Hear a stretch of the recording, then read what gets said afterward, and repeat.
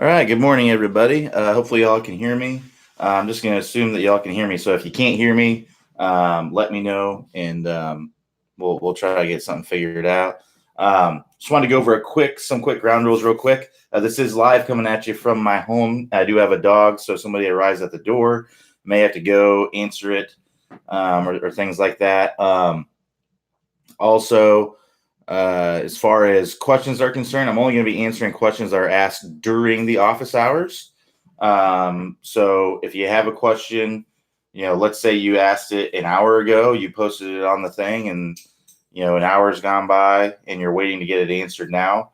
Go ahead and repost that question that you had, because I'm only going to be answering questions that were asked during the office hours.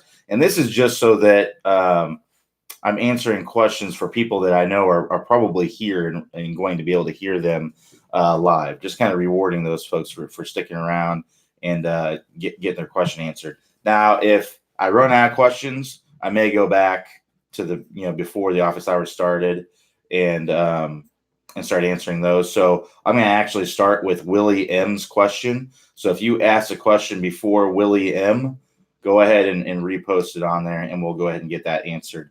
The other thing I wanted to mention is that I'm only going to be answering questions that aren't covered easily by something on the website. So, for example, if somebody asks me, "Hey, how do I fix my slice?" We have a course for that.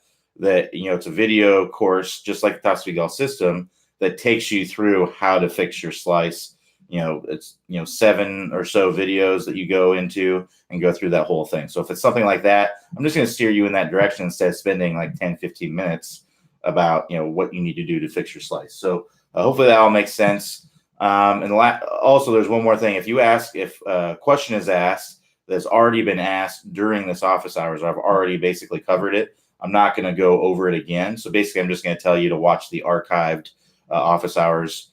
And again, all this is not because I don't want to answer your question or anything like that. It's just so I can answer as many questions as possible and people can get the most out of it. So let's go ahead and get started here with Willie M, who asks, how do I increase the distance for my irons? So the number one thing for increasing distance is club head speed. That's the number one determinant of how far the golf ball goes is club head speed. So that's the thing that you want to look at. So what are the things that increase club head speed? Well, the number one thing for increasing club head speed is getting a big shoulder turn, getting a larger range of motion up to the top of the swing. So that's going to be working through our power turn section. So that's getting these shoulders to turn as much as you can. That's getting those hands to go high and as long as you can. That's going to allow you to have to create space, to create speed. The more space you have to accelerate that club, the more speed that you can generate at impact. And that's what it is for everything. So I'd be recommending going through that power turn section. Try to max it out as much as you can. Don't be afraid to lift up that left heel off the ground, to let those hips to open up a little bit more. Get a full range of motion. So what I mean by that is turn the hips as much as you can. Turn the shoulders as much as you can to get that big range of motion. Get the arms as high as you can. Get the hands as high as you can to maximize that space so that you can have room to accelerate the club. Go to the extreme with it. The worst thing that can happen is you just overdo it. And at that point, all you got to do is just ease off of it a little bit. No big deal. If it's way crazy wild or something like that, you can just tone it down. So you may as well go to the extreme and see if that works out for you. If that gives you, the distance and speed that you want. And you know what? If it does, if you see that speed, then stick with it and, try to make that your new normal. Whereas let's say you get up to the top and you're just so wild. You're not really gaining any speed or anything like that. Then, just tone off of it a little bit and try to get to where you can control it a little bit more. So hopefully that makes sense, but I'd be looking at our power turn section. And the best way to get to the course is on the website is if you click the house icon at the top of about any page, there's a house icon up there. That's going to take you to the home page. If you scroll down there, you're going to see all the courses. You're going to want to start in that power turn section. You could also go to the lag section. That's also a good one. So those are great things to help you to create speed. Right.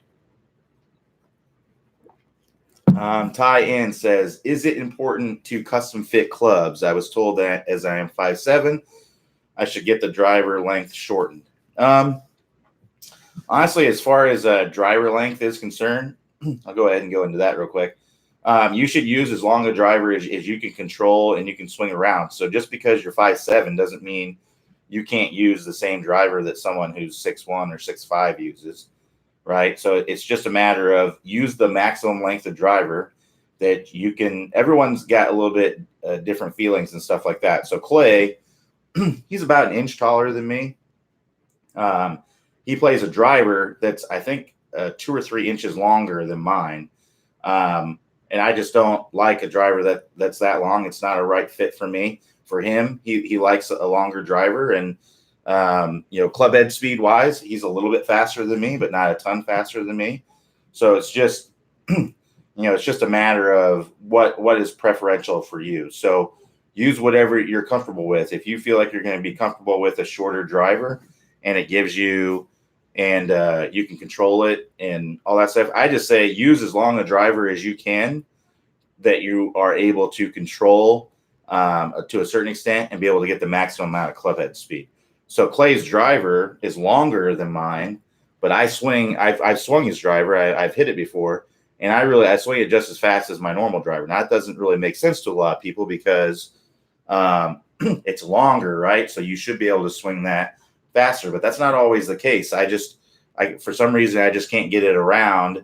I think if I practice a lot with it and got used to it, I could probably get better with it. But I'm comfortable with the driver I'm at now and the speeds and the control that I'm getting with my driver right now. So, like I said, I would just use the driver the longest driver that you can control, because that's going to give you the most speed in most cases.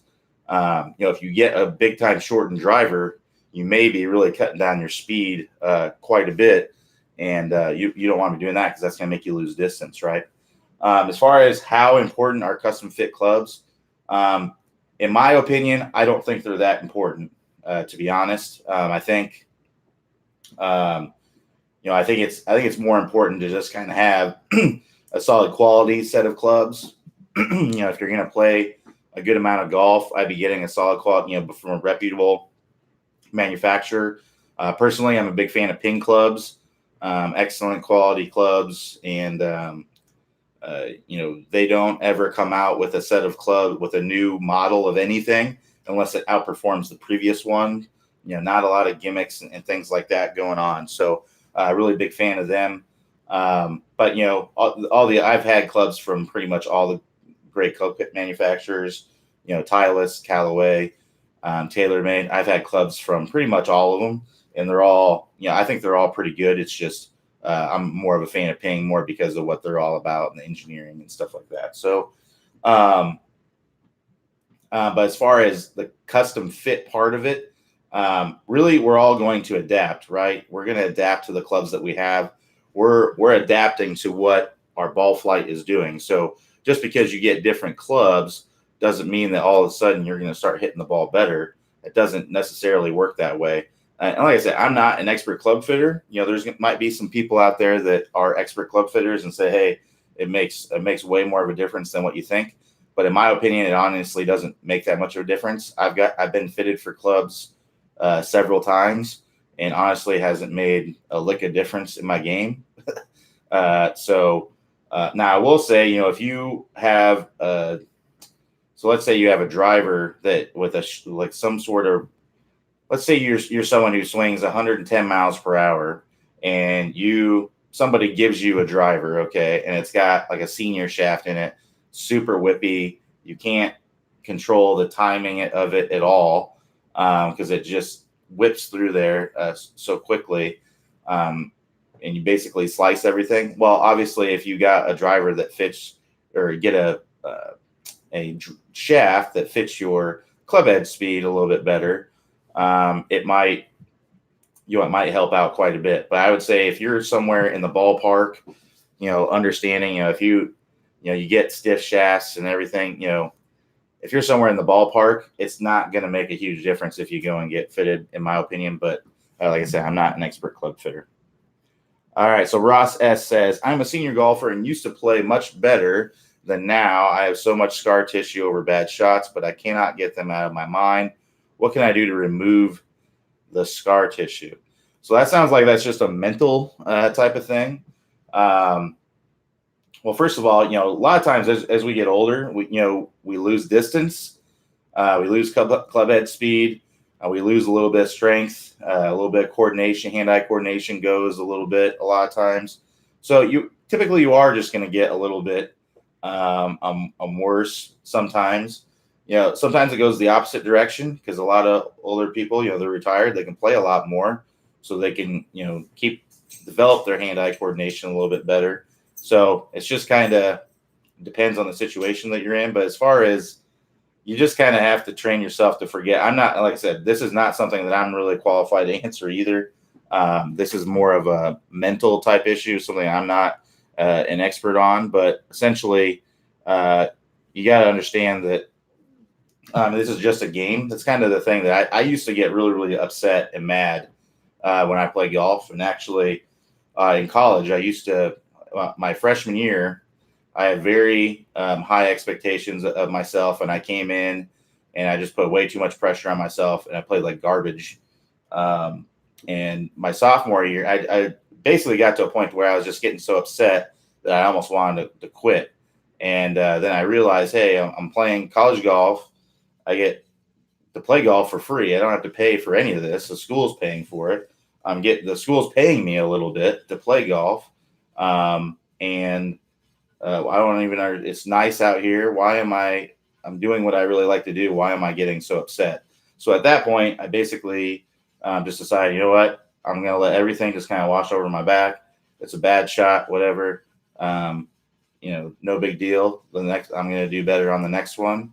And after that, suddenly, you know what? Hey, I started playing a lot better, and I finished 7th in the conference, and ended up making it to the qualifying for the national tournament and all that stuff. So it's about a lot about your attitude and what goes into it. So you kind of just have to understand that every bad shot is not the end of the world. You just got to recover from it, and move on to the next thing. So you're not, I could understand tour players getting upset a lot of times because they're playing for a lot of money. And they're playing for their livelihood. And I think that people see that a little bit on TV sometimes, and they think that that's what they should be doing too. And honestly, most of us, are never going to be good enough to get that upset about golf because we're not playing for our livelihoods here. We're just playing because it's a game. It's fun. So I think you just kind of have to look at it that way. Glenn S says, is there a recommend angle or position of the hands at the top of the backswing, either down the line, straight on? I am thinking my angle is too flat. So there's nothing that we really recommend. I mean, there's really the 5 pieces of the Top Speed Golf system. Those are the most important things. So as long as you're falling in those pieces, you're going to be pretty good. So I'm not sure if you've gone through the opening drive, but there's a video on there where Clay talks about Freddie Couples' swing. So Freddie Couples way across the line at the top, cup left wrist at the top, and obviously, won a lot of money in his career, major championship winner.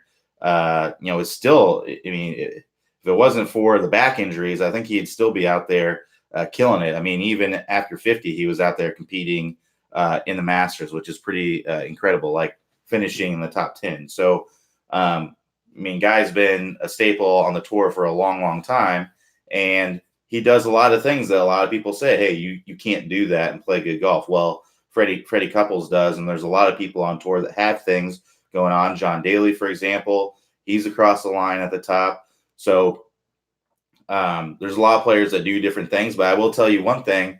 Every single one of those players, whether it's Freddie Couples, John Daly, Bubba Watson, Dustin Johnson, Justin Thomas, you can name every basically tour player. They're all doing the 5 pieces of the Top Speed Golf system. That is the most important thing. There's nothing that's more important than that as far as technique is concerned. So that's what I'd be looking at in your swing. So no, there really isn't any position that is most important. Now, if you're kind of swinging flatter like this, so your arm is kind of in line with your shoulder plane, that'd be considered more of a flatter shoulder plane, and that's completely fine. That falls into the top speed golf system. There are pros and cons to it. So if you swing flatter like this, the pro to that is that you're pretty much already shallowing out the club from that position. Sorry, I'm a little scratchy today. You're already shallowing out the club from that position. You're not, you don't have to drop that down. The con to it is that it's going to be a little bit harder to generate some speed from this position. It's just going to be a little bit tougher because you don't have as much space to accelerate the club. Whereas if your hands were up here, now you have, instead of this much space, you have this much space. You have, about 6 more inches or maybe even more if you get very vertical to accelerate the club. But the con to being up here is that in the downswing, you've got to shallow this out. So there's pros and cons to it. Everyone, Matt Kuchar, he swings flat. He's won a lot of money on the tour, right? So there's all of these things are completely fine. It's just you got to find what works best for you. What's the happy medium for you?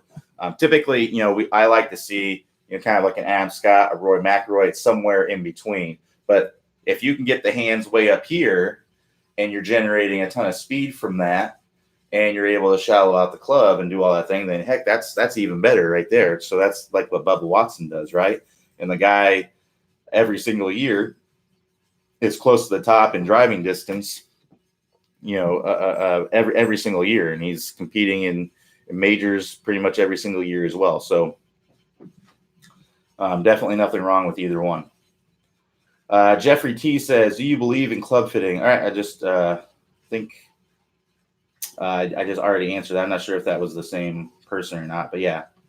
Larry K says, please cover chipping and pitching to an elevated green. Is there a video on the site that covers this? So as far as chipping and pitching to an elevated green, so if you are on an upslope chipping into that elevated green, I would just try to feel like you're kind of matching your shoulders to that slope. So let's say, normal chipping stance would be like this, where your shoulders are just a little bit tilted.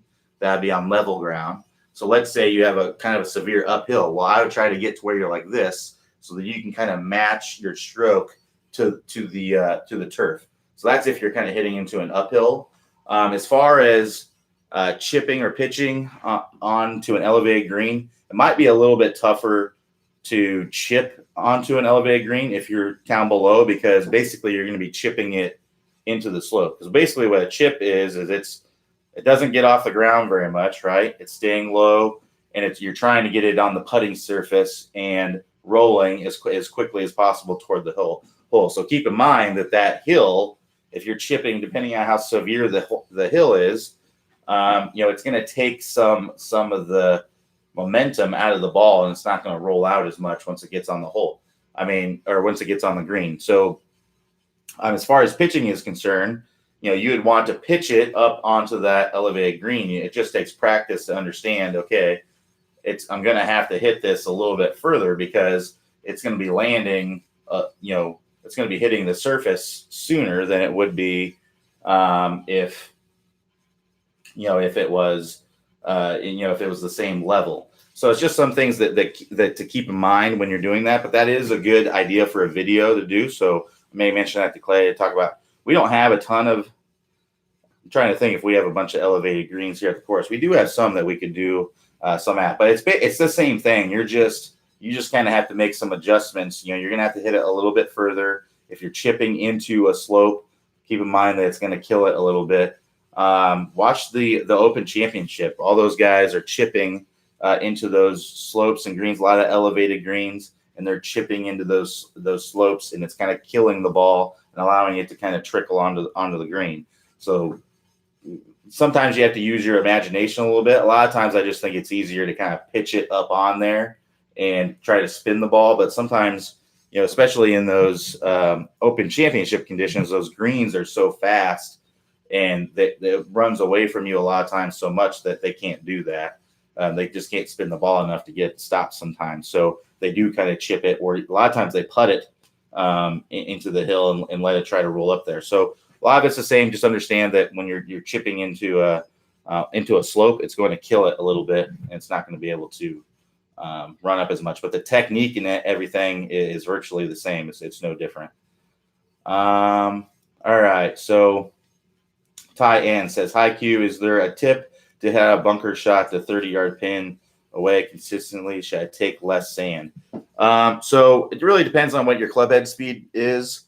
If you're a lower club head speed player, you may want to take basically a lower. You hit the same shot, it's just a lower lofted wedge. So if I have, let's say I usually use a 58-degree wedge out of the sand. Now I would typically hit, for me, because I'm a sort of a higher club head speed player. I'm in the 113, 115 range with my club head speed for a driver. I can blast out that 58 and get it to go 30 yards, taking my normal amount of sand, 4 inches of sand or whatever. Whereas if you're someone who's a lower club head speed, let's say you swing 90 miles an hour, you probably won't be able to hit a 58-degree that far. So I would just try to use, maybe a 56-degree or a 54, a 52. I would use a wedge that's got some bounce on it and open it up just the same way and go out and practice and see how far those shots go. So it's going to be the same. I would try to hitting a sand blast shot is going to be your best chance. It's going to be the most consistent shot that you can take. Whereas that's where you kind of get into trouble for me is if I'm in that like 70, 80-yard range with a bunker shot. It's rare, obviously, to have a fairway bunker that far away, but it does happen sometimes. Those are the toughest shots for me because I'm basically in between where I have to hit kind of a normal fairway bunker shot and a full sand blast type shot. I can't blast a shot that far. If it was 50, 60 yards, I'd be able to open up my 50-degree or maybe even my pitching wedge and try to blast it out. But that's really the best case scenario, is to try to do something like that. Use a lower lofted club. If you're not able to get it that far, use a lower lofted club, play it the same way and try to blast it out. So I would recommend going to, hopefully you have a practice facility. The thing about bunker shots, that I get a lot of questions about it. It's just something you got to practice. It's not something that you're just going to be able to go to the golf course and know how to do. It takes a practice and a feel for it. The guys on tour, they make it look easy because they practice it a lot. And it's actually many times hitting out of the sand, as long as once you have a feel for it and you understand exactly what you need to do, because the ball is going to come out basically the same way every single time. It's very, very predictable, as long as you have a good lie in the bunker, which most of the time, it's just kind of sitting on top of the sand. Now, if you have a fried egg or something like that, that changes things. But most of the time, a bunker lie, it's just going to be sitting on top of the sand. So they know exactly how that ball is going to react out of there. And as long as they execute the shot, they're going to get exactly what they want. And that just takes practice and feel. So you can't just go to the golf course and think, okay, I know I have to hit behind the ball, but I have no idea how hard I'm supposed to swing or things like that. That takes feel, just like you learned for hitting pitch shots. You practice it and develop the feel for it. You got to do the same thing with your sand shots as well. So it just takes a little bit of practice to get the feel of how hard you're supposed to swing to hit shots. So I'd be just trying different lofted wedges to see if you can get that yardage that you're looking for. All right. So David S. says, how do I recover from a bad striking day? Very few shots hit solidly on the center of the face.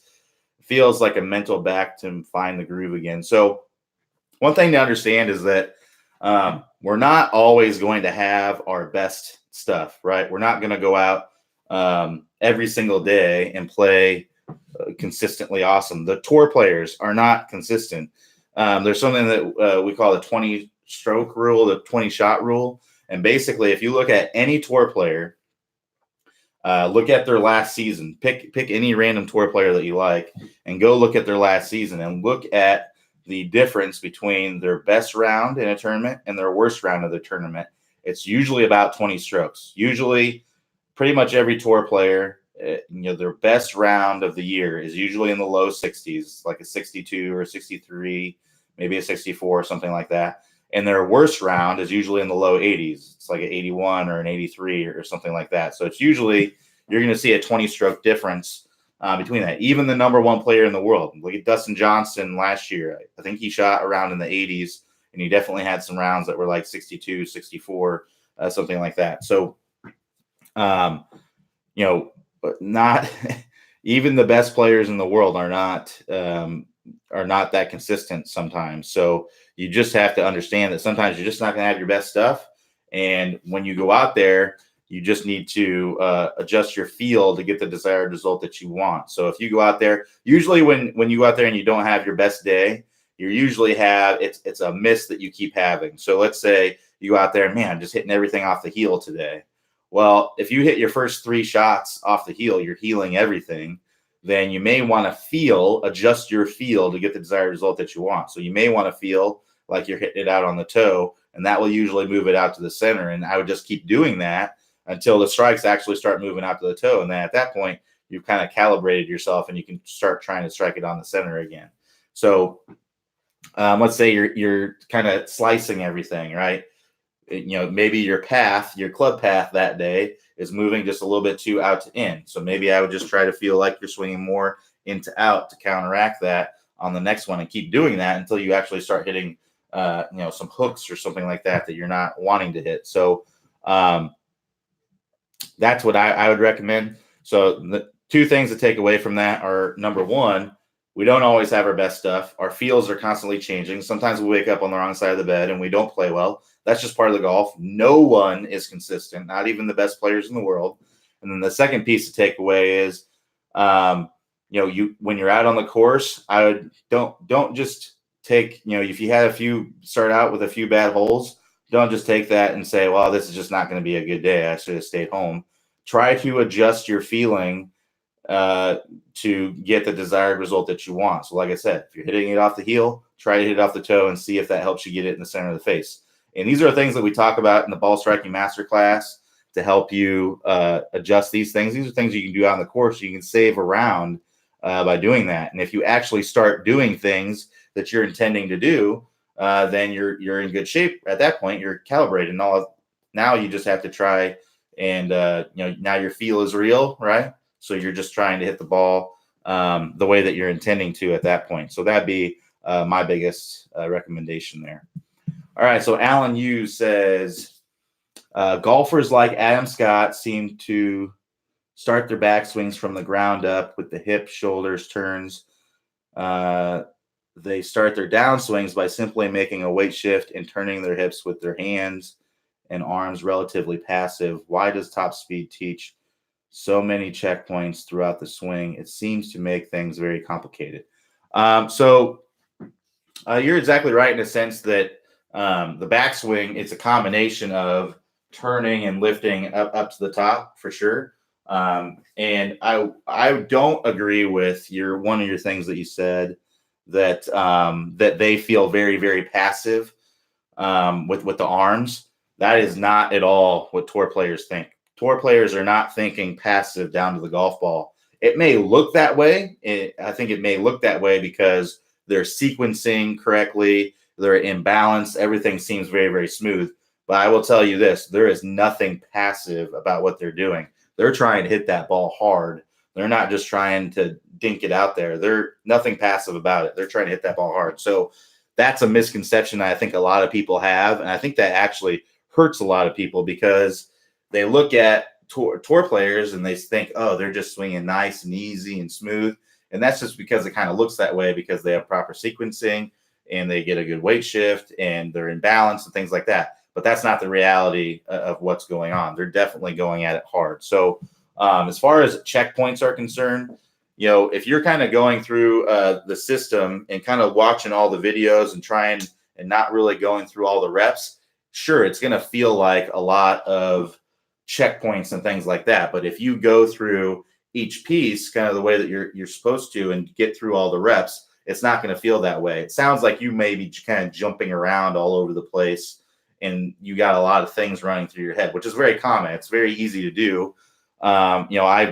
I've been in that same boat and done the same thing. So what I recommend doing is stay in one place, stay in one lane essentially at a time, and really, really focus on that piece, and keep working through it until you get to where you want to go. Now, once you get there and it's become ingrained second nature, then move on to the second place. So not really sure if I necessarily answer your question, but as far as all the checkpoints, he's asking, why does Tasui Golf Summary teach so many checkpoints through the swing?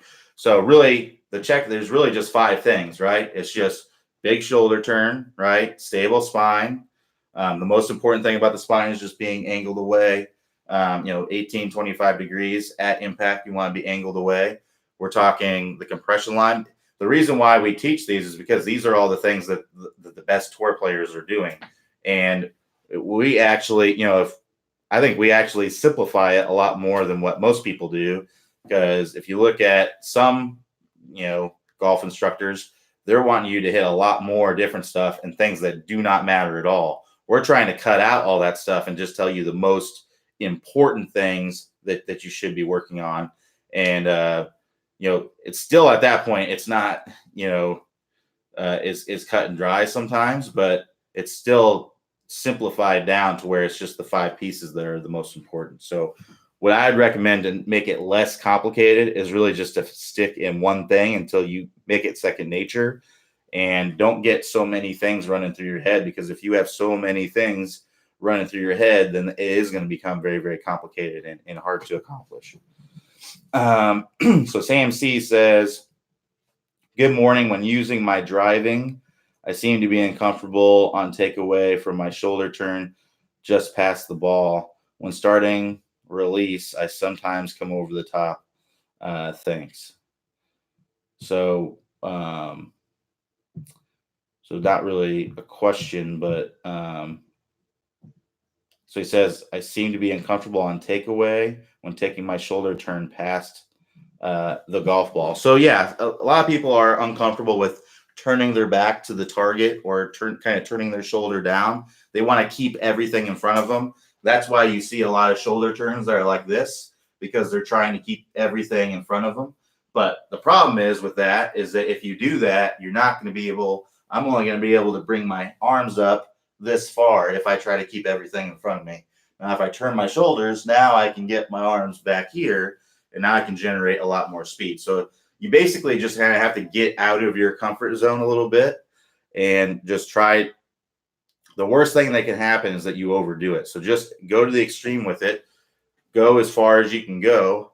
Get out of your comfort zone a little bit. And then once you start hitting some balls and you start feeling that speed and the ball exploding off the club face a little bit more and the ball is going further, it's going to become a lot more comfortable at that point, and you're going to continue with it because you're seeing good results. So that would be my best recommendation there. And then as far as coming over the top, that's all I'd be looking at our Never Slice Again section. Our Never Slice Again section, coming over the top is basically going to cause you to slice or pull.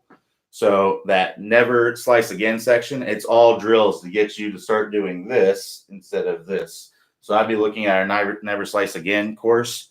And again, to get to the courses, just click on the house icon and then scroll down, and that'll show you all the courses there. Tim O, and it looks like I don't have any more questions on here. So after Tim O, if nobody asks any questions, then we'll go ahead and wrap it up for today, and everybody can have a great weekend. But I'll go ahead and answer Tim O's question. But in the meantime, if you got a question, go ahead and post it on there, and then we'll try to answer it for you here. So Tim O says, all of a sudden, the shank showed up from 100 yards in shots. Confidence went to heck with wedges. Any idea likely what's happening? So as far as fixing a shank is concerned, the number one thing that you should do just to immediately fix it is just think about what's happening at impact. So when you hit a shank, what's going on? You're hitting the ball off the hosel, right? So what would you think would be a good feel to help you to get this ball to not be hit off the hosel?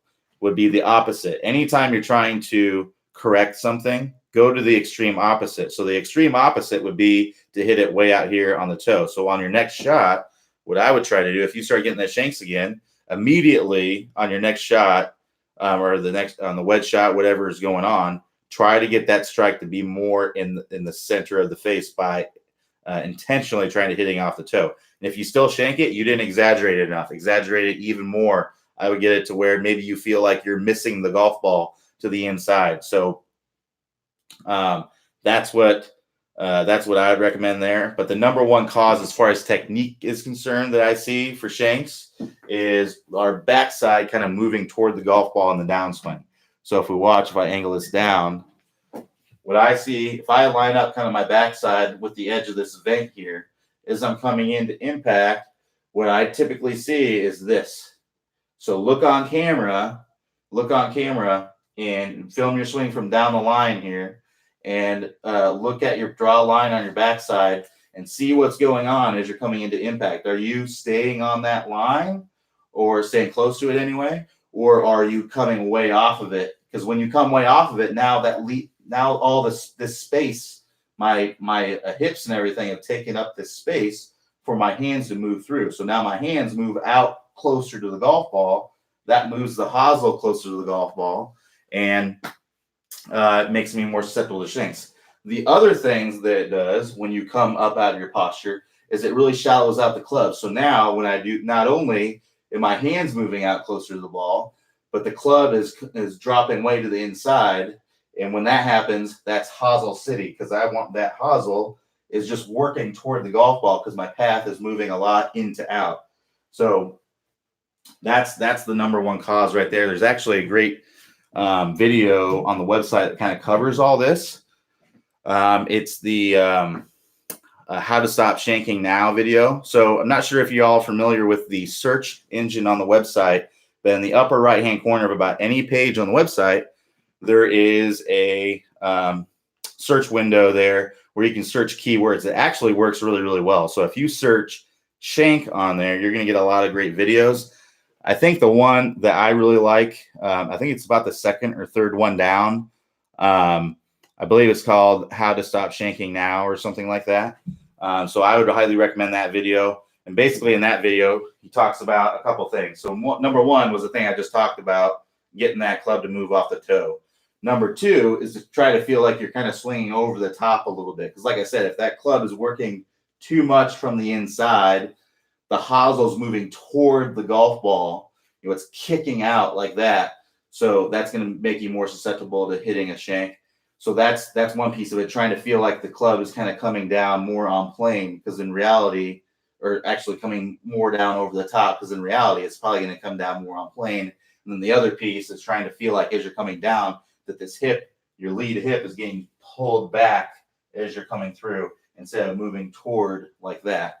And that's going to allow you to hit, get rid of those shanks. So I'd be definitely trying those things out. All right, let me get a drink here real quick.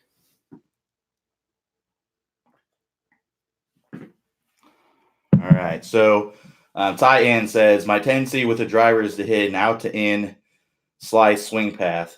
I can somehow fix it following the move, pausing the downswing halfway, then turn the body.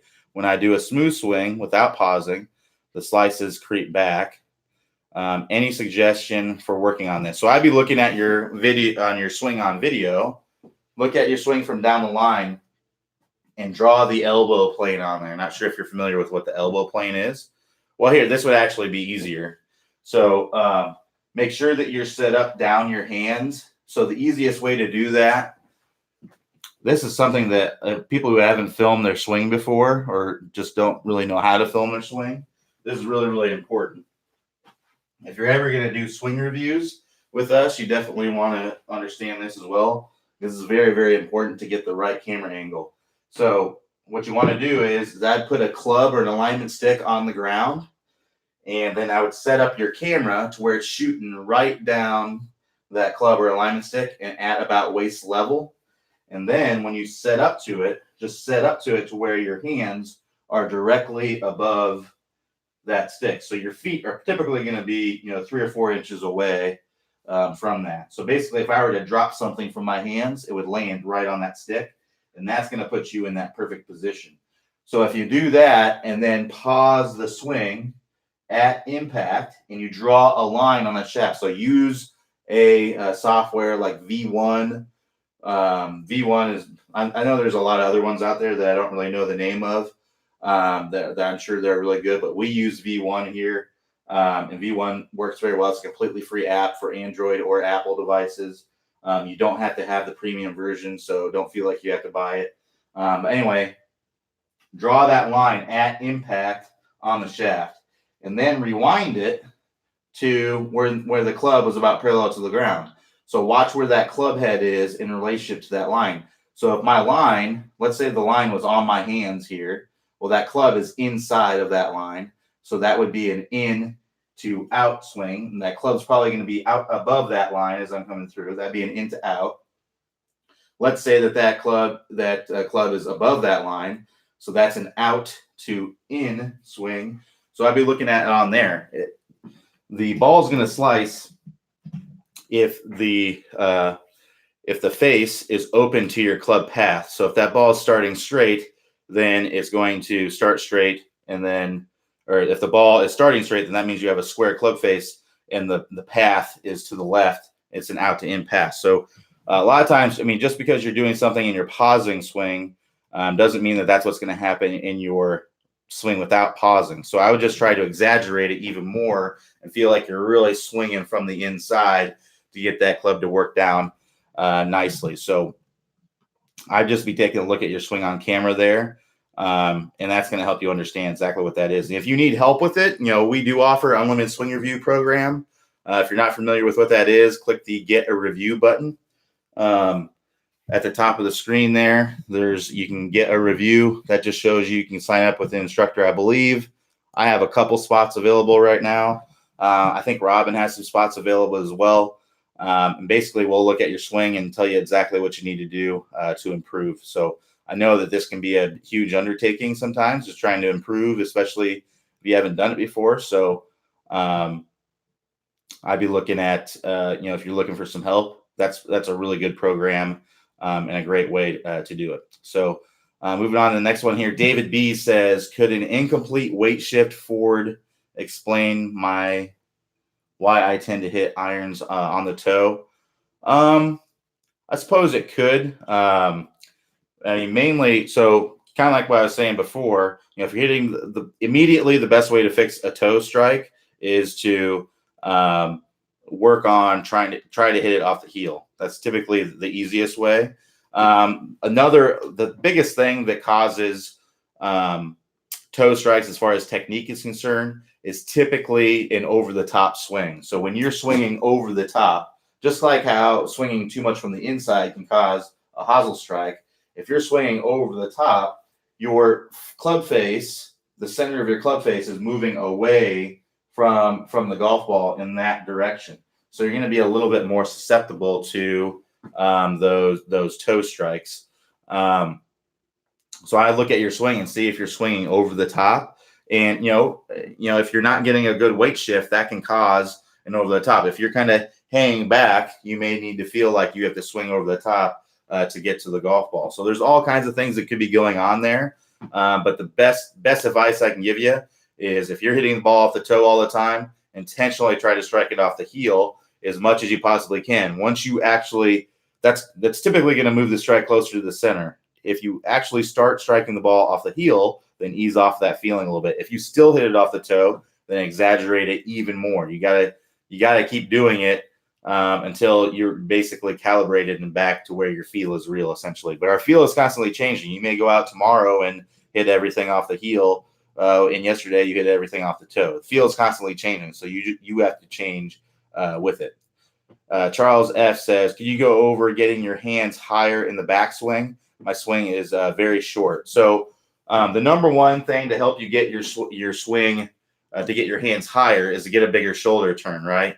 So that's going to be the power turn section. We'd like you to get at least a 90-degree turn. I honestly haven't met anyone who is not physically capable of getting a 90-degree turn. So as long as you're getting, to get a 90-degree turn, it takes about 30, 40 degrees of hip rotation, 30, 40 degrees of thoracic spine, rib cage rotation, and then, 10 to 15 degrees of retraction and protraction of the shoulders. That's all it takes to get a 90-degree turn. Tour players are getting a 118-degree turn. They're getting a 50-degree hip turn, 50 degrees of thorax, spine turn, and then shoulder turn where the shoulders are going back and forth. Another 20 degrees from that. So that's your average tour player. So I've been looking at those pieces and trying to open up those as much as possible. So if you look at your swing on camera and you see your hips aren't turning very much and you have a short swing, well, try to get those hips to turn as much as they possibly can. Turn that lead foot out, or sorry, not the lead foot, the trail foot. So this foot right here, turn that out at address, and that's going to help you to turn more. Because if you keep it square like this, it's going to be hard to turn. I'm going to be hitting a stopper here. So open that up so you can continue to turn. The other thing is don't be afraid to lift this heel off the ground. That'll help you to free up a little bit. So if I do it from this angle, you can kind of see a little bit how I'm lifting that up. See how I'm getting this heel off the ground here? That's allowing me to turn my hips a little bit more, and that will help me turn my shoulders more and get me in a better position at the top. So number one is power turn. The other thing is lifting up of the club. A lot of people think they get so caught up in rotation and they don't lift the club. So they just kind of do this action. Well, you're not. It's going to be difficult to get a lot of speed from this area. Even though you're getting a lot of shoulder turn, you can be getting a ton of shoulder turn here. But if you're super flat and not lifting up of the arms, it's going to be very, very difficult. So I'm going to get a drink here real quick. But one thing that you got to think is it's lifting and rotating as you're going up to the top. So what lifting is, I'm going to do the golf swing here, and I'm not going to use any rotation whatsoever. So basically the way to do that, set up to the ball. Let me angle this down a little bit. So let's do the golf swing. Very, very little rotation, or no rotation actually. So here I am. I'm going to hinge my wrist up. And then the next thing I'm going to do is I'm just going to take this club and I'm going to try and keep my left arm relatively straight and let my right arm bend. And I'm going to try and put my hands up over my right shoulder. So boom. So that's no rotation in the swing. So now if I add the hip rotation and then I add the shoulder rotation, now I've got my arms nice and high here. So if I do that from this angle, I'm lifting the club up and then I'm taking that and putting it up above my shoulder here. And now I'm turning. So now you can see my arms are nice and high. So that helps you understand that the backswing is not just this. So here's the golf swing with no lifting, and I'm just rotating. That's basically it right there. So now if I add the lifting in there with the rotating, it's like this. And that's how you get, a lot of people just don't lift the club up enough. And that's with these muscles right here in your the front of your shoulders, the deltoids. That's what lifts the club up. So you have to lift the club up as you're bringing it back. So think more lift. Like merry-go-round, that's rotation, right? That's just spinning around flat. Ferris wheel is rotation and lifting. So that's what you want to feel. You want to feel like you're more like a Ferris wheel as you're going up to the top with your hands. And the other thing, another good feeling to have that I find works very well, and we work with this in the clinics, is I would try to feel like with your hand here, with your lead arm, with your knuckles here, I would try to feel like you're punching through a ceiling. So you're going up to the top and you're trying to punch. You're in a box right here, and that you've got that closed on top of your head, and you're trying to punch your way out. That's the feeling that you want to have, is that you're going up to the top, you're trying to punch through the ceiling there. So that's a great feeling to have to help you with that for sure. All right. Kirby here. And again, we got about 10 more minutes. So if you have another question, go ahead and post it on here. I planned on going 90 minutes today, but it doesn't seem like people are asking too many questions. So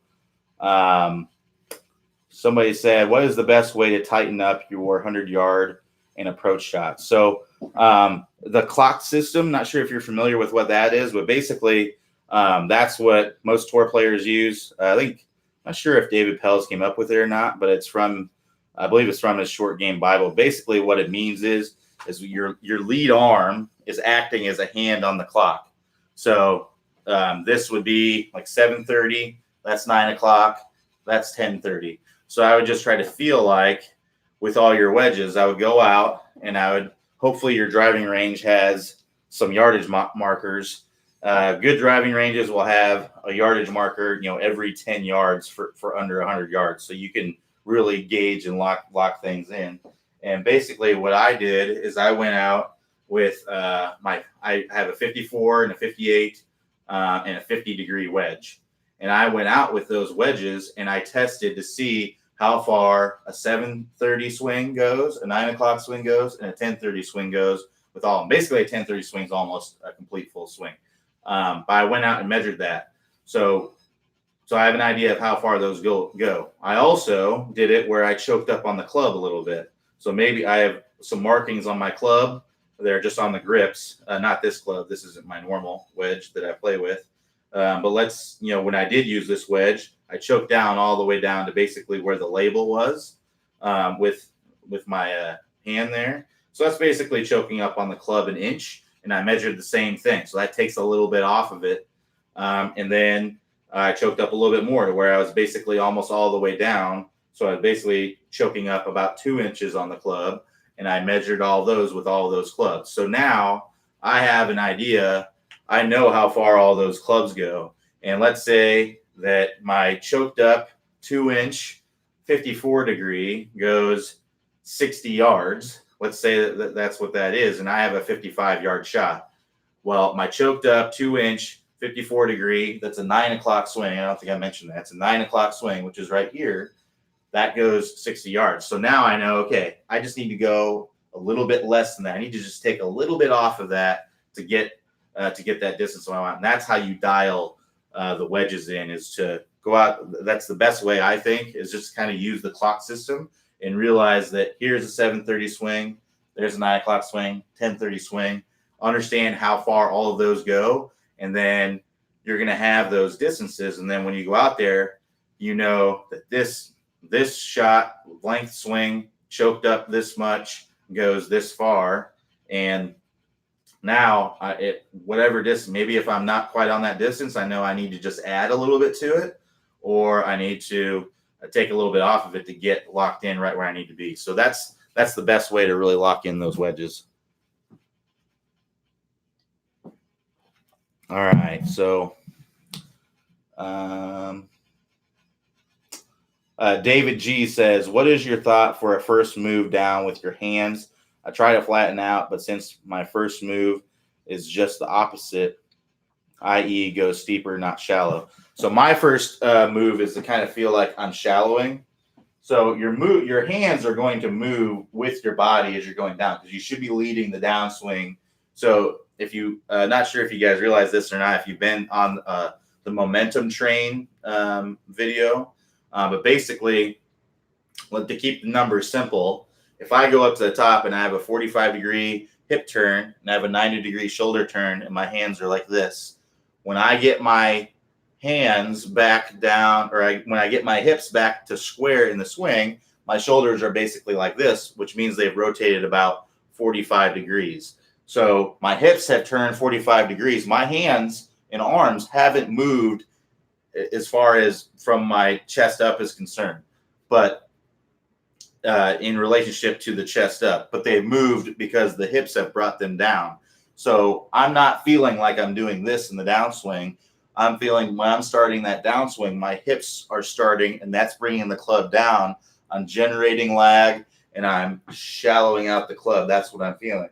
And then from there, I feel like my hands are swinging out toward the golf ball. That's essentially the feeling that I have with the hands. But I try to feel like at the top that my hips, the start of my hips are bringing my hands down, and then I'm firing my hands as I'm getting to that lead to where they're parallel to the ground in the downswing. That's the feeling that I have. But everyone's feelings are a little bit different. If you feel like you're doing what I'm doing, but you're going like that from the top of the swing, you need to feel something different. Everyone's got different feels. So you're going to need to feel like maybe the hips are bringing the hands down to here, and then you're firing the hands as hard as you can going through there. So everyone's got different feels that they should have. You have to use the feel that gives you the desired result that you want, but that's the feeling that I have when I'm swinging. All right. Larry P says, on the downswing, is the weight shift to the left a downward push on the left foot? So when you are, the weight shift is here, you're getting low and kind of your lead leg is kind of squatting a little bit. So if I angle this down, so I'm shifting this way, right? And my knee is getting above my ankle here. And then from there, I'm really starting to push through as I'm coming into impact. And that impact, I actually will have a little bit of flex in this lead leg. It doesn't really fully straighten out until I get in that straight line release. Actually, probably more like that. There we go. Until I get that straight line release where that club is splitting the forearms here. And then from there, it just completely straightens out and I get into the full finish position. So as far as the weight shift is concerned, I'm getting into that lead leg right here. I see a lot of people where they go like this, and then they try to go like that. Well, you've slid too far. So don't let that knee get past your ankle here. And then from there, you can push through it as you're coming through into impact. So that's the feeling that you want to have, is that it is a downward push with the lead foot. You want to really be pushing into the ground with that lead foot so that you can push the hip back, and that's going to help you push the shoulder up and back so you can really whip the club through there a lot better. Let me get a drink real quick.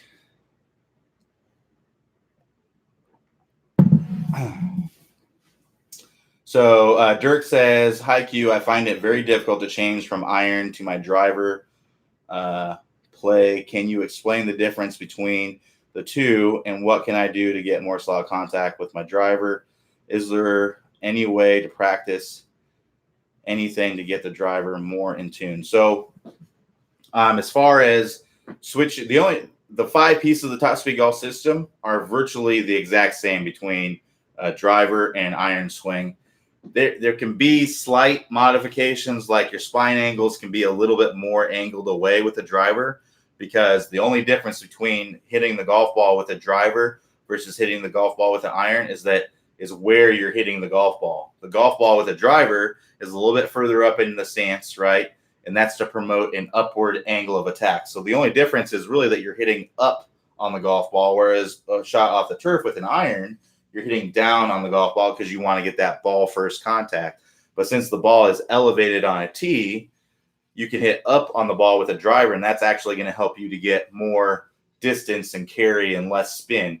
So it's going to go further for you. So higher launch, lower spin, more distance. You can't do that with a ball off the turf. So you've got to hit down on it. That's really the only difference between the two. So the swings are virtually the exact same. The only difference I would say with my driver swing versus an iron swing is I'm a little bit more aggressive with my driver. I swing harder with the driver. My mindset is I'm trying to hit this ball as far as I can. Whereas with an iron, right, you're not necessarily trying to hit the ball as far as you can. You're trying to hit the ball to a certain distance. So if you try to go all out with an iron, you might airmail the green or something like that. So, if you hit it solid. So with an iron, I'm basically trying to take the same, effort of a swing for all my irons. Whereas with a driver, I'm trying to go all out, because if it goes, the further it goes, the better, right? It can go as far as I can hit it. That's what I want to happen. So that's really the only difference there. As far as the way to practice that, the best way to practice that is when you go to the range, switch just like when you go on the golf course. When you're on the golf course, you're not hitting the same club over and over and over. I feel like people, I get this question all the time. It's like, hey, I hit the ball awesome on the range, but then when I go to the course, I play terrible. Well, I can picture in my head right now that they're at the driving range hitting an 8-iron, just hitting it down the fairway over and over and over. Well, when we're on the driving range, we can just sit there and we can get in the groove. we're hitting the same shot over and over and over. A lot of times we're not even aiming at anything. We don't even know what we're just hitting the ball, and it's being hit solid, so we think it's a good shot, even though we may not even be hitting at a target. So I would always, when you're on the range, number one, set up an alignment stick and be aiming at something out there so that you know that went way left or way right, or it started in a certain direction and curved or things like that. And then switch clubs. That's something I do all the time. Is I switch clubs, and toward the end of a range session, the last 30 balls, I'll switch clubs every single time. And sometimes I'll even play a course in my head. So that's what I'd recommend doing is I would go out to the driving range and switch between your driver and all kinds of different irons and work on that. As far as working on striking on the face, I'd really just focus on, you get some foot powder spray or some impact tape. You can also use a marker, a dry erase marker or a washable marker, and put a mark on the golf ball and then set that up to where that mark will rub off on the face. A lot of drivers have a really dark face on them now, so it's really, really hard to see that. So I recommend the foot powder spray. That makes it the easiest. So you can get that at about any pharmacy. Just take some foot powder spray and spray it on there, and then you can see where you're striking on the face, and you can understand. You can get an understanding of where a lot of people have a tendency. Like they'll have a tendency. Most of the strikes will be kind of in this toe area, or they'll be up in this heel. All kinds of. Basically, most people have a tendency to hit the ball in one part of the face. So what you want to do is increase your awareness of that. So first of all, adjust your feeling to get the desired result that you want. If you're typically hitting the ball in the heel, try to hit it in the toe to move it to the center. And then once you get that, I would actually intentionally try to hit different spots all over the place, all over the face. I would try to be thinking kind of like an around the world situation. So go until you get one successful in the center of the face, intentionally trying to hit in the center of the face. So if you hit some, it's over here, adjust your feeling, try to get it in the center. So then the next one, I would actually intentionally try to hit it on the toe until I get one on the toe. And this is called variability training. So if you're intentionally trying to hit the ball in different parts of the face, this is going to improve your awareness of impact. And these are the kinds of things that we do in our ball striking masterclass. So just to recap here, exactly what I think will help you, Dirk, is number one, go to the range and switch between clubs, driver and irons, switch between every shot and get better at going in between. The swing technique is exactly the same. The only difference is you're hitting up on the ball with a driver and down on the ball with the iron. That's the only difference. As far as working on your face contact, get some foot powder spray the face, see what your tendency is, adjust your feeling to get the desired result that you want, then do some variability training, trying to hit it all over different parts of the face to improve your awareness of where the center of the face is. So let's move on to the next one here. Mauricio R says the weight shift on the left foot is in the downswing should be in the heel. So yeah, a lot of it's going to be in the very, very beginning. So as you're starting in the downswing, it's going to be a little bit in the ball of your foot, but as you start to come down and to rotate open, it's moving to the heel as you're coming in there. So as you're coming all the way through, basically the front of your foot should be a little bit off the ground or kind of opening up. So if you show a little bit here. So if you watch as I'm starting down, you're going to have a little bit, there's going to be a little bit kind of in the balls in your feet as I'm starting down. And then as I'm coming down, now I'm starting to get it into my heel. And if you watch most tour players as they're coming into impact, that lead heel or the front of the foot is actually kind of coming off the ground like this. You'll see some players where they're kind of like Jordan Spieth. If you watch, I don't know how he doesn't break his ankles, but you'll see as he's coming through, his foot is kind of like that. It's like opening up like that. I basically, mine just kind of opens up like that as I'm coming through. But yeah, that it's going to be mostly in the heel as you're coming through there. So that's a good point, Mauricio. All right, let me answer a question here. David C. says, the other day when you had internet trouble, I saw a question posted but didn't hear your answer. The question in regards to dissociating the hips and shoulders on the downswing. Any thoughts or drills to emphasize shifting weight and lower body first and having your upper body hang back to trail side? If you answer this. Let me know how to hear your response. So the other day when I was having internet trouble, we actually had to cancel the basically I had an outage in my area, and I wasn't able to do the office hours that day, so we had to cancel it. It didn't come back on until like 10 o'clock, which was after office hours would have been over. So we ended up canceling it. That's why yesterday I tried to go a little bit longer. I think I went maybe 10 minutes long yesterday. And then today I'm going to try to go a little bit longer again to kind of make up for that. But as far as disassociation, yeah, there definitely needs to be some disassociation there. It's just a little bit. So essentially, you have this disassociation at the top, right? So at the top of the swing, your shoulders are rotated this much, and your hips are rotated this much. So there's your disassociation there. So in the downswing, you want to have the hip to be kind of starting, so that it's just like a millisecond ahead. So at that point, then everything's kind of following, and then your hips fire and everything else. So a good way to get the feeling of this. Not sure if you can see the wall over here. I think you can see it. So a good way to kind of get the feeling of this, a good exercise to do, is to basically kind of set up next to a wall here. So I have a wall right here. And what I'm going to do is I'm just going to go up to the top here. I'm going to put my hands on the wall. And what that does is that stabilizes my upper body. So if I put my hands on the wall here, I'm actually probably a little too far away from it. I got some clubs over here. So if I put my hands on the wall here, I can kind of stabilize my upper body, and then I can kind of feel what that is to kind of turn into that. So I would get closer to the wall here. I got some clubs here, so I can't really get as close as I want to.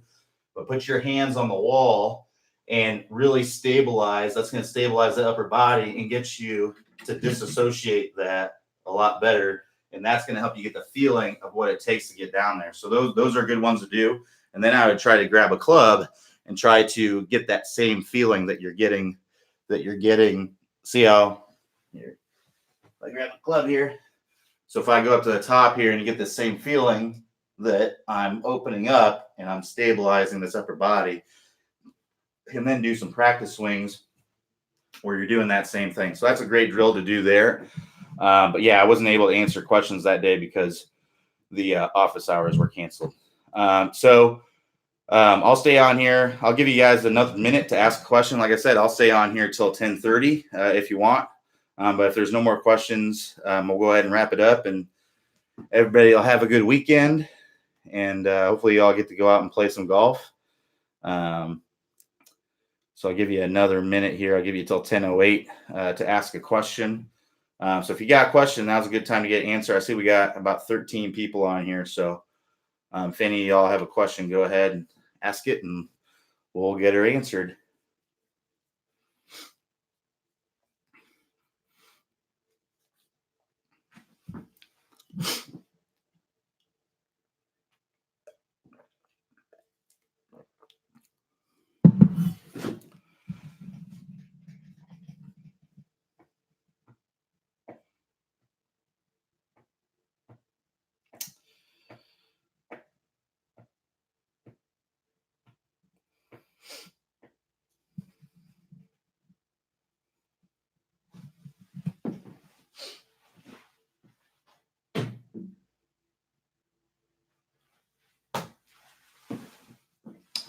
All right. Mike L said Johnson is catching Koepka. I hope he's talking about Dustin Johnson. That's who I picked. I'm in a pool and I picked Dustin Johnson. I picked 5 guys and I picked Dustin Johnson to win, and Koepka was one of my other picks too. So I was happy to see that yesterday. But if Dustin Johnson's catching him, that's even better news for me. Alan B says he has one just writing. Does that mean it's going to be a really long question? Glenn S says, any suggestions for those who practice a lot on mats at mass chunk shots? Yeah, so you got to understand. I think when you practice on mats a lot of times you have a good feeling. You develop a feeling for what a good shot feels like. But yeah, it's exactly right. It is going to mask chunks quite a bit. Unfortunately, there just isn't a better way. You know, a lot of driving ranges these days are going to those mats just because it's low maintenance. You know, people just tear up turf so much, so it's tough to have turf to hit off of all the time. A lot of them have, you know, where part of the time it's mats and part of the time it's turf. But yeah, it's kind of unfortunate sometimes that you don't really have a way to mess with that. But yeah, no real advice there. It's just to understand that sometimes, you're hopefully you can develop a feeling for it and understand, okay, that was probably a chunk shot. So Mauricio says, in the downswing, should the lead hand left increase the speed of the club? Well, yeah, your hands are the only force that you're putting into the club, so it should definitely be speeding through as you go through there. So yeah, absolutely, you should be putting force into your left hand. I would actually recommend in the downswing to have a little bit more pressure. Try to feel like there's a little bit more pressure into these 3 fingers here on the lead hand. I almost feel like you're ripping the grip off the club. That's the feeling that you want to have, and that's going to create a fulcrum for you. You don't want to do that so much with the trail hand, because you're going to get too handsy typically, and you're going to flip and try to square the face by doing that. So try to feel like that's happening with the left hand. You're really turning that handle down and really whipping it through there, and feel like you're ripping the grip off there. You should definitely be putting force into the handle with the left hand for sure. Fat shots with wedges, reason. There's all kinds of reasons that could be happening. I'll tell you the number one reason I see is people put the ball too far back in their stance. So I don't have a ball handy. Here we go. So let me angle this down a little bit. So number one reason for fat shots on pitches in chips is that the ball is just way too far back in the stance. So I see the ball back here. So when it's back here, your timing basically has to be perfect at the golf ball. And the reason why I see this is because people are trying to get forward shaft lean and get this ball first contact, which it's understandable for sure. But unfortunately, if you do that, it's just going to make it very, very difficult. It's going to make the shot even more difficult. So I try to play it about in the middle of the stance. And you could even do some swings where you feel where's the most comfortable feeling as you're coming through there. So not sure if you can see that on the carpet, but in my stance, my club is basically hitting the turf right here. So that's basically right in the middle of my stance. So now when I go to hit the ball, I'm going to get that good contact as I'm coming through there. If I put this ball so far back in my stance, my timing has to be so perfect that the only way to hit a good shot is if I'm hitting the ball in the turf right at the same time. If I hit a little bit behind it, that's going to be a chunk. I'm just going to be chunking that ball right behind it. If I hit too far in front of it, it's going to be a thin or maybe even a blade or a top shot.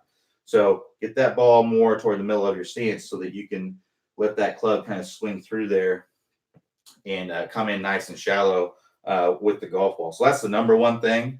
The other thing that I see that's very, very common is a flipping. So if you come through and you're really trying to force this through there, if you flip, it releases the club early. So if you come through, look at your swing on camera when you're chipping and pitching and see if you're doing this. If you are doing this as you're coming through there, that's releasing the club early, and that's releasing the club into the turf before the golf ball. So those are the two biggest things. Number one is playing that ball too far back. Number two is kind of flipping. And I'll even go into number three here real quick is weight distribution.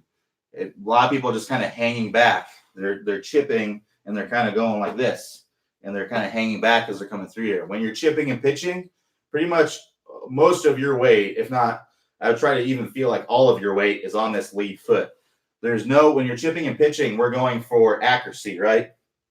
We're not going for power. There's no momentum or power shift that needs to happen. You don't need to load up and explode to the lead side. So just keep everything on this lead side here and just focus on getting that ball first contact as you're coming through there. So weight forward, play that ball in the middle of your stance, and make sure that you have forward shaft lean at impact. You're not flipping through the ball. Those are the three things. Those are all things that are gone over in our chipping mastery section. So I definitely check that out too. Let me get a drink real quick.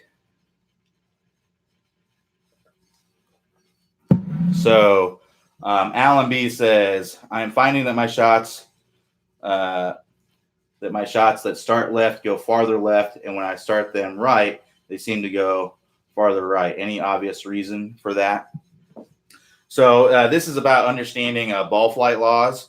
So I talked about this a little bit yesterday, but I will definitely go over it today since we got some time. So that's what this drawing is for, and I'll basically kind of do a So about ball flight, it's fairly easy to understand as long as you understand a couple things. So number one, the ball is going to start mostly in the direction of the club face. So if that club face is closed, if you're right-handed, that ball's going to start left. If it's open, it's going to start to the right. So if I have a golf ball here, and if we're kind of looking at a bird's eye view of this golf ball, and let's do an example of your shots that start left and go even further lefter. So and that means that to me, that's saying that it starts left and it's curving to the left, kind of like a hook a little bit. So what that means, if it's starting left, what does that mean? That means the face is closed. So here's your face. So I'll use blue to be the club face. So here's my club face. Okay. And my club face is pointing to the left. All right. Here's my target line. All right. So club face is pointing to the left, and then it's going even lefter. So the ball is always going to start in the direction of the club face and then curve away from the club path. So the club path is like an in to out swing, an out to in swing. That's the direction that the club is swinging as it's coming through impact. So if your ball is starting left and it's going even further left, that means that your face is closed to the club path. So your club path could be at the target, or it could be right at the target. Most likely, it's probably at the target, I would guess, or it could even be left of the target. All it has to be, your face just has to be close to the path. So if your face is very, very close, your path can also be out to in, and you're basically getting that kind of pull hook action that's happening. I don't know how much the ball is curving, but we'll just say that it's just anywhere your path is. We'll use orange for that. Your path is just anywhere that is right of that. So there's your club path. So this ball started to the left, and then it's close to the path. So it's going to continue to curve to the left. So that's the easiest thing to understand about club paths. So at that point, you know what you need to do with the club to make that happen. Now, this is all assuming center face contact. If the ball is struck off the toe, it's going to tend to draw even more. If it's struck off the heel, it's going to tend to want to fade. So you could be hitting a shot that the path is good and everything, and your face is just closed a little bit. And because you hit it off the toe, it drew a bunch. So you also have to take that into consideration, like where you're striking the ball for club face. So ball striking masterclass is where you learn about all this stuff and you understand how to control it, and you build your awareness of it so that you can control it and be able to do it better. Again, we're going to be offering this course. This is an additional course to the Top Speed Golf System and just the website in general that we offer. We plan on offering it sometime this month. That's what the guys are telling me. Our marketing and sales team, that's what they're telling me, what's going on. We haven't offered it yet this month, but they told me sometime this month. So be on the lookout in that for your email. But what's likely happening is your path, since you're kind of talking about a couple of ways missed there, you're probably hitting it all over the club face, because it doesn't really make sense that your path would be in to out. Maybe you're just not controlling the face enough, and it's just the face is closed. It's close to the path, and when the face is open, it's open to the path. It could be that your path is pretty much straight, and when the face is closed, it's closed to the path, so it starts left and it hooks to the left. And when your face is open, it's open to the path, so it starts to the right and then curves to the right. So, but it also could be face contact. Both of those could be in order, but if you're hitting it off the heel, it could be fading a little bit, and if you're hitting it off the toe, could be drawing a little bit. So the ball striking masterclass is all about understanding exactly how those things work and developing a feel for it, because we're going to give you drills to go out so you can see it for yourself. So I'd be looking at your swing on camera, and this will kind of give you an idea as well. draw that elbow point. Not sure if you were here earlier where I was talking about how to see on camera if you're swinging in to out or out to in. But I'm going to archive this. So once we get done here, I'm going to go on and I'm going to archive it so you can look at it later. But go to that part of the office hours and see that and look at your swing on camera. Important to get that camera angle right. Draw that impact plane line and see where that club is in relationship to that, parallel to the swing in the back and the downswing and in the follow through. And that'll tell you, it'll give you a good idea if you're swinging into out or not. So you can basically look at your swing on camera, look at where the golf ball went, and have an understanding of what happened at impact there. It's not an easy thing to understand, like right off the bat. It does take some time and practice. Once you work on it, it really helps you understand what's going on at impact, and it helps you to know what you need to do to fix it, because you got to control that club to make that happen. So hopefully that makes sense. David C. says, what's a good way to avoid rushing beginning of the downswing? The number one thing to avoid rushing that downswing is to get a full shoulder turn. So if you, and I see Alan, you posted another question. I'll come back to you in a minute here. If you are only getting a swing that's this far, your backswing, you're not getting a full shoulder turn, you're going to feel like you've got to rush that downswing to get any speed. So, a big reason why people think that these tour players have smooth, swings, it's effortless. Because trust me, they are not effortless. They are going at it hard. It looks like that because they're getting full backswing and they have proper sequencing and weight shift and all that stuff. So make sure that you're getting that full backswing there, and that's the number one thing to help you to not rush the swing. Because once you have all this space to accelerate the club, you don't feel like you have to rush. You can just let everything sequence up and then hit it hard, basically. So that's the number one thing that I see that causes people to rush the beginning of the swing. So Alan B, coming back to you, he says, if I understand correctly, could my swing be straight, but the club face is moving around? So basically, your path could be straight with all of these. So if the ball is starting to the left and curving to the left, and the ball is starting to the right and curving to the right, that could mean that your club path, so that's the direction that the club head is moving. So that's an in to out, out to in swing. It could be neutral. It could be just swinging squarely through impact. But your club face, the direction the face is pointing, so this would be open, this would be closed. The direction that it's pointing could be, if it's starting to the left, that club face is closed. If it's starting to the right, that club face is open. So it could be you need to develop some face control, and that's going to be in the ball striking masterclass, what we do in there. So a good way to do that is to actually hit shots where you're intentionally hitting the ball with the face open, and hitting some shots where you're intentionally hitting the ball with the face closed. And this is going to give you an overall awareness and better understanding and feeling of that club face at impact. So I'd be looking at that. And I'd also be looking at your face impact. Where are you striking the ball on the club face? Because that can determine, that it has a big part in where the golf ball goes. A good way to think about that is if these golf shots really aren't going much of anywhere, like they're going to lose a little distance because you're cutting across it. But if you're hitting it in the center of the face and cutting across it, you're not going to lose as much distance as if you're cutting across it and you're hitting the ball way off the toe or way off the heel. So you could use some foot powder spray, impact tape. You can put a mark on the golf ball with a marker and set it up to where it'll strike the ball on the face, and it'll rub off on there. So you can see where that strikes it on the face. So that's what I'd be looking at.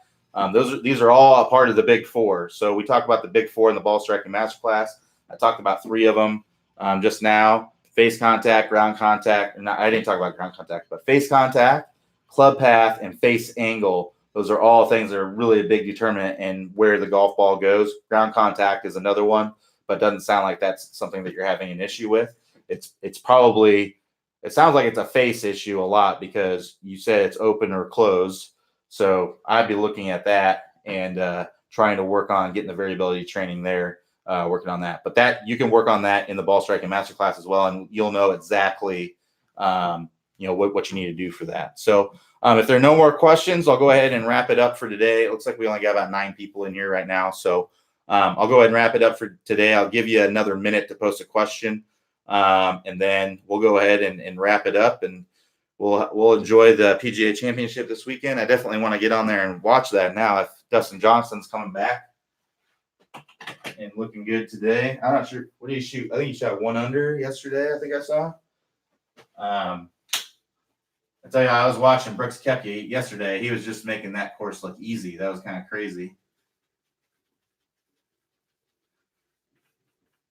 But yeah, if we don't have any more questions for today, we'll go ahead and wrap it up. And everybody will have a good weekend. Enjoy the PGA Championship. Hopefully, you can get out and play some golf. I think I am. I'm actually going to the beach. I'm going to St. Augustine this weekend, so looking forward to that. All right. I keep saying Justin, don't I? I was probably saying. So we have a guy on our team. There's a story behind that. We have a guy on our team. He's a programmer that he kind of looks like Dustin Johnson a little bit. So we call him Justin Donson. So I probably keep saying that because of that. But anyway, hopefully you all have a great weekend. Thanks, Mike, for pointing that out. I do it. I don't even realize I'm doing it right now. So everybody have a great weekend, and I'll talk to you next time. See you on Monday, 3 p.m. on Monday.